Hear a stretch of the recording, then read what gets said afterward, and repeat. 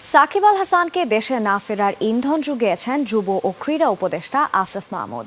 এমন অভিযোগ মানতে নারাজ এই উপদেষ্টা। সাকিব ইস্যু নিয়ে দেশের পরিস্থিতি আইসিসি না জানার কোনো কারণও দেখছেন না তিনি।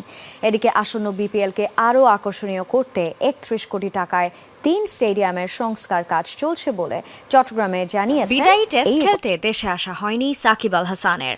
অপ্রীতিকর পরিস্থিতি এড়াতেই যে তাকে মানা করা, সেটা পরিষ্কার করেন ক্রীড়া উপদেষ্টা। তবে এই নিয়ে কম জল ঘোলা হয়নি। মিরপুরে সাকিবের দেশে ফেরা ঠেকাতে হয়েছে আন্দোলন। কিভাবে এই আন্দোলন হলো, চট্টগ্রামে গিয়ে তা নিয়ে গণমাধ্যমের প্রশ্নের মুখোমুখি হতে হলো ক্রীড়া উপদেষ্টা আসিফ মাহমুদকে।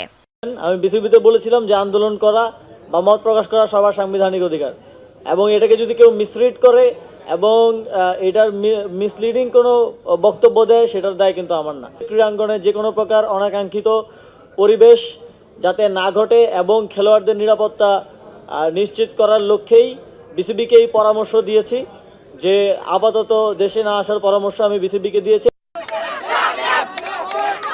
অপরদিকে সাকিবকে যারা দেশের মাটিতে বিদায় দিতে চেয়েছিলেন, সেই ভক্তরা নাকি বিষয়টি জানাচ্ছে খোদ আইসিসিকে।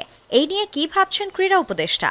ফ্যাসিবাদী আওয়ামী লীগ সরকার, তার সাথে সাকিব আল হাসানের সম্পৃক্ততা ছিল এবং এই সম্পৃক্ততার কারণে কিন্তু মানুষের মধ্যে ক্ষোভের সৃষ্টি হয়েছে এবং ক্ষোভের বহিঃপ্রকাশটা আমরা দেখেছি।